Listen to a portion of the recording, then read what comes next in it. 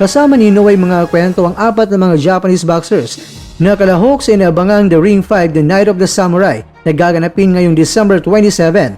Ang nasabing event ay itinataguyod ng Saudi Arabian General Entertainment Authority sa kanyang muling update sa social media matapos ang mahabang biyahe mula Narita Airport noong December 19. Tiniyak ni Inoue sa kanyang mga tagahanga na nasa maayos siyang kalagayan.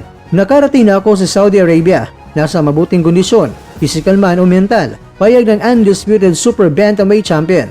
Nakakasang depensa ng corona ni Inoue laban sa matikas na Mexican challenger na si Alan Picasso at ayon sa mga analyst, ang maagang pagdating ni Inoue sa Riyadh ay bahagi ng kanyang estratehiya upang masanay ang katawan sa klima ng Middle East at masiguro ang 100% na kondisyon sa gabi ng laban.